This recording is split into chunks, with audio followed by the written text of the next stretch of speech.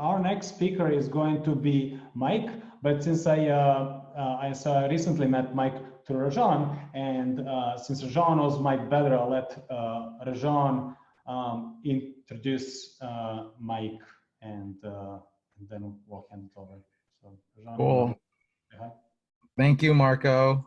And thank you, everyone, for attending our roundtable today. I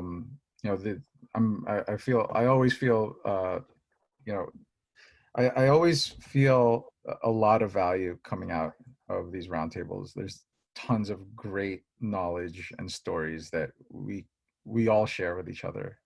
And as Marco mentioned, it's hard to find each other sometimes. So I'm glad we did. So speaking of finding each other, I found Mike, or I met Mike Hruska, I want to say maybe six or 7 years ago at a Macy conference in Disney World.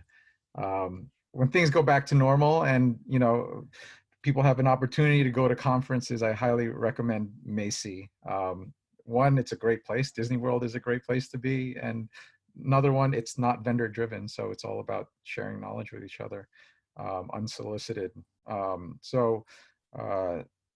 met Mike because we just bumped into each other chatting about XAPI and talking about just learning technical infrastructure and improving technical infrastructure for learning within organizations. And I think we just hit it up from there and just never stopped talking about technology for learning ever since. At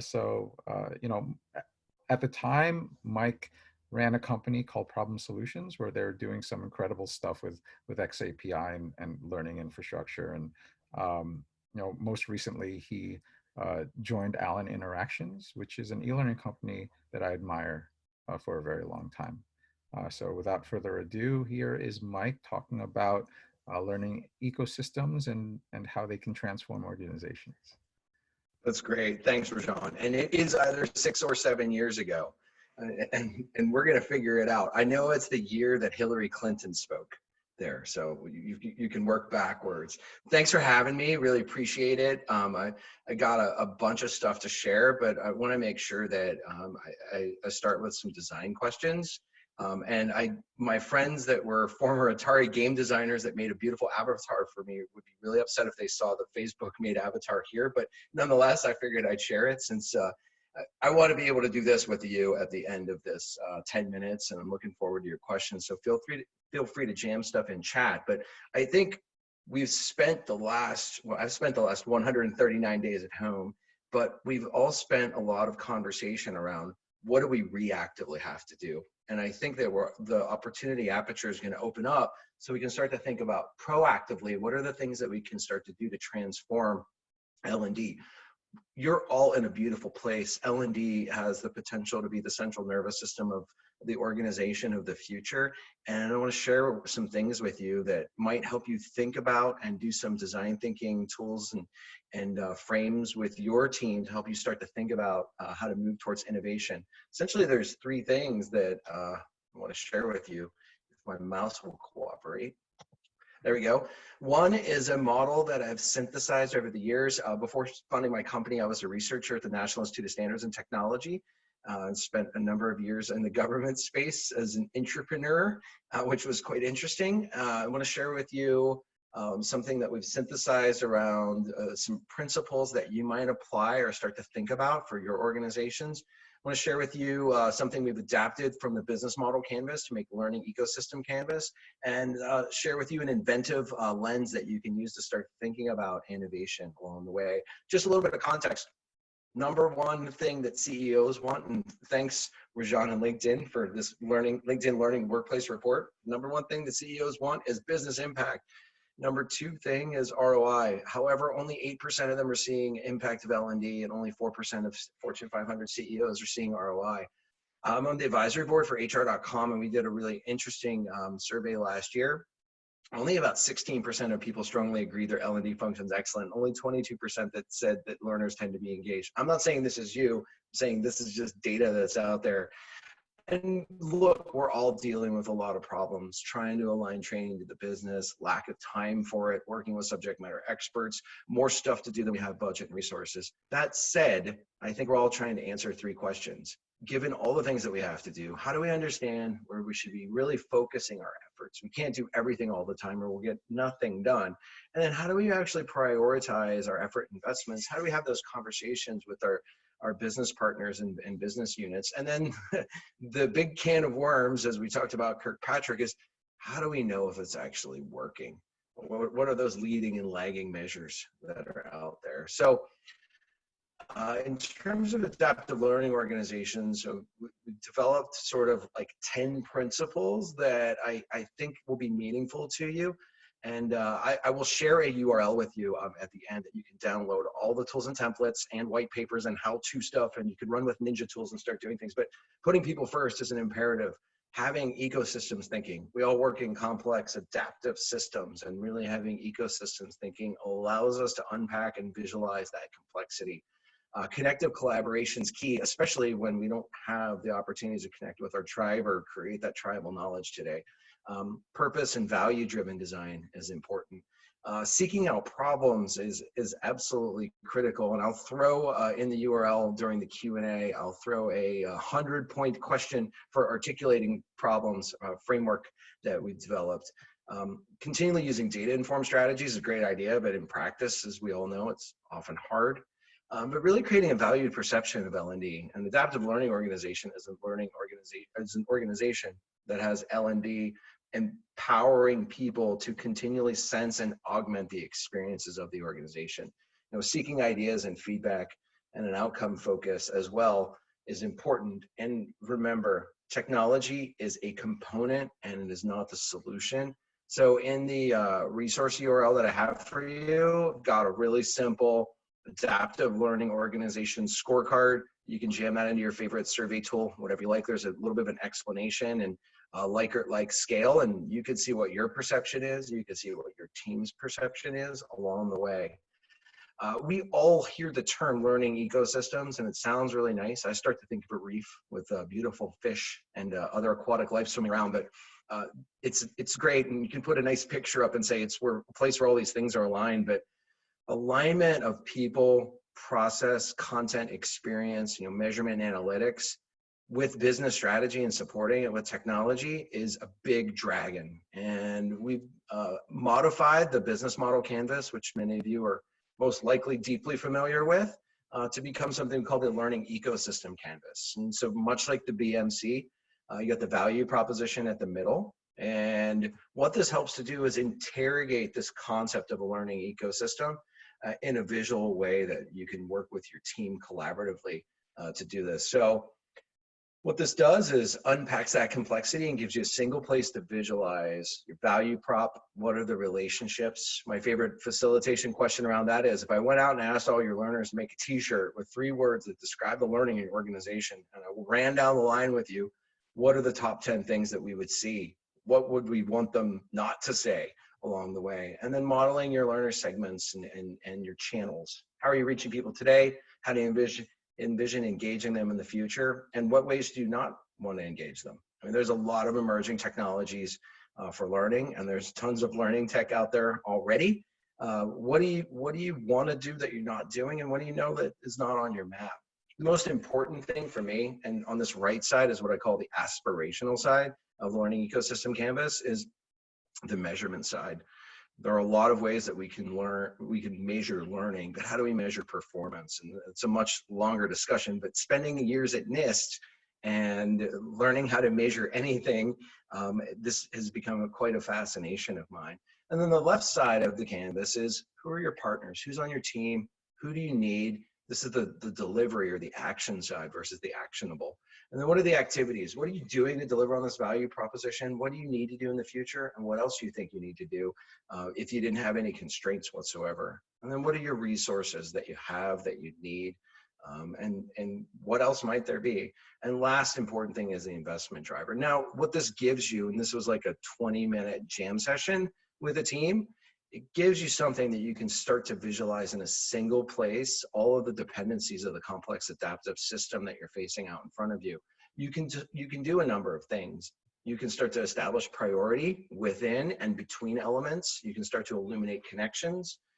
You can identify gaps associated with plans or planning. And this works at any scale for an organization, and also at any scale for interrogating what might be the potential future.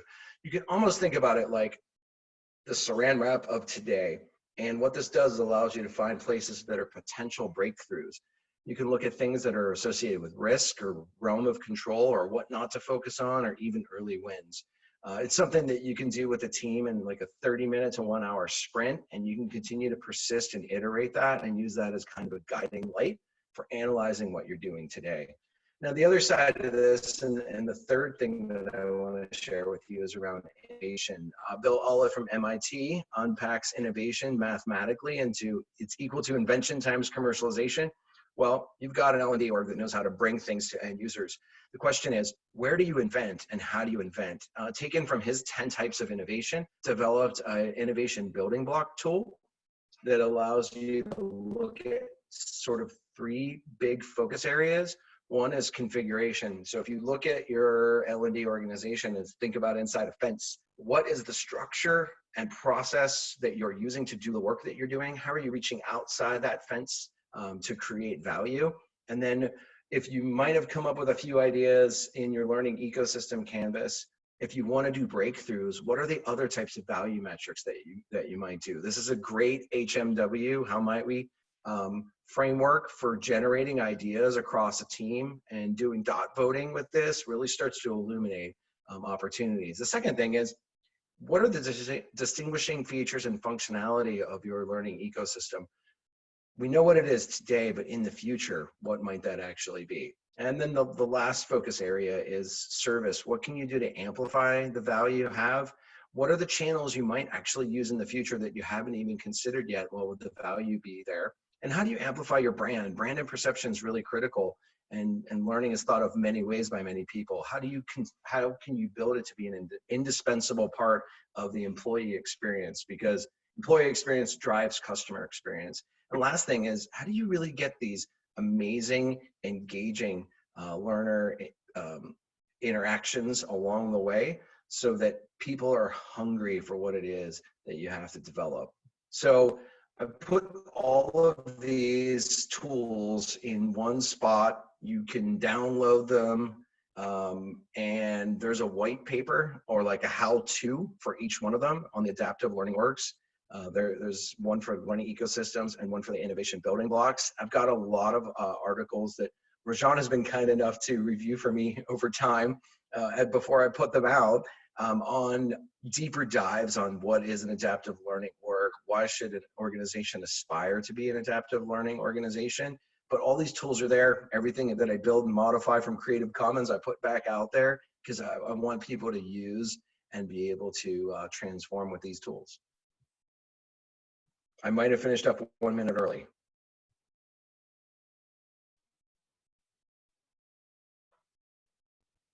And I'll throw that URL in the chat for you. There we go.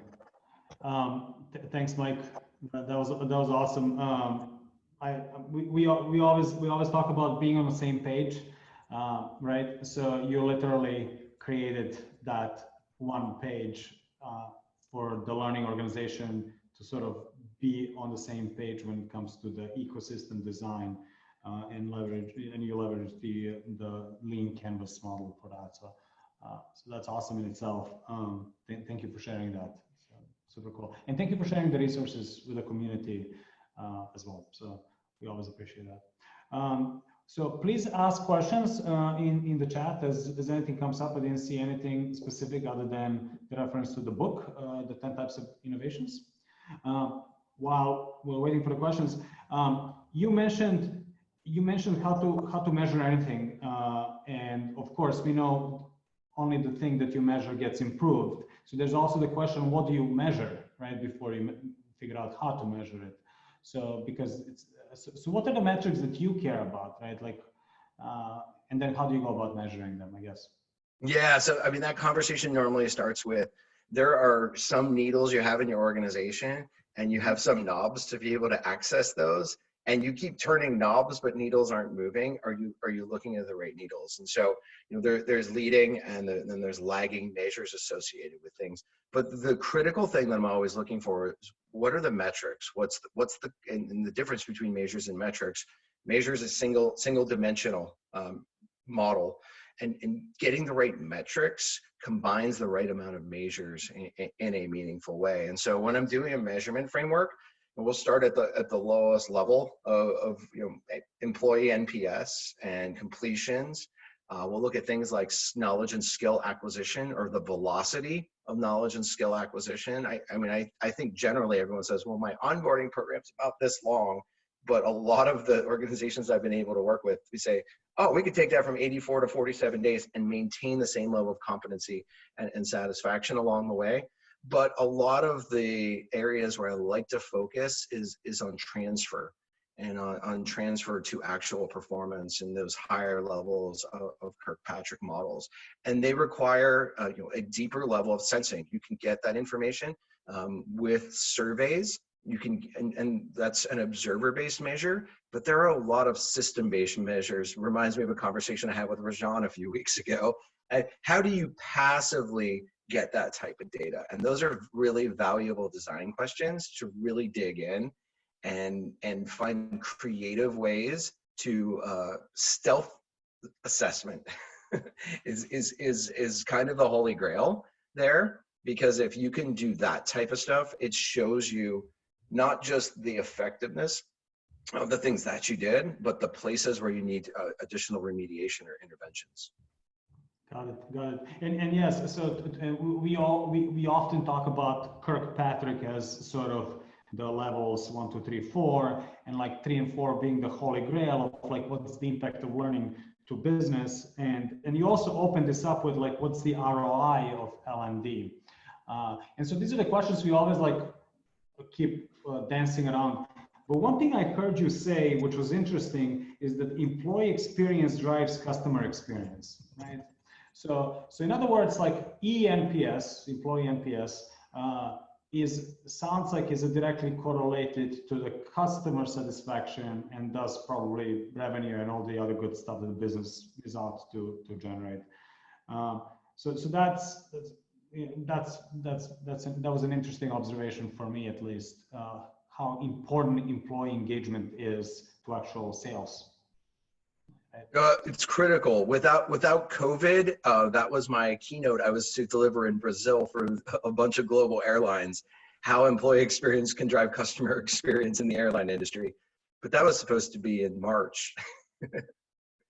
Yeah, well, it's going to be March next year probably.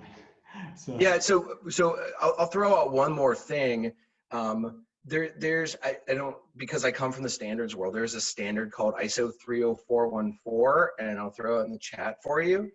And there's some consideration by the SEC to require this for publicly traded companies. And there's a range of different high-level metrics that they want organizations to actually be putting in their annual reports. Not that I want to have reporting and compliance standards, but there's a very good group of people that thought about these things. And if you look at ISO 30414, it might give you ideas of more tactical things that you can measure on a continual basis, even if you're not subject to a standard like that. Standards are always good starting points, and this one's a really good starting point. Got it. And we talk about learning experience here, and you know, one of the goals of L&D teams usually is to increase employee engagement, higher employee experience. And so this is interesting that we are connecting that to actual driving company results, and through that, you know, demonstrating the ROI. So that was interesting to me.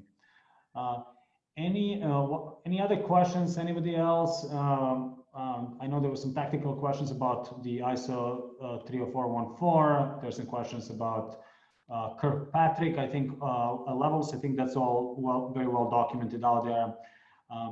Anything else that you would like to hear from Mike? We have maybe a minute or so. If not, we can always do that via the Slack channel as well. So thank you, Mike. Great talk.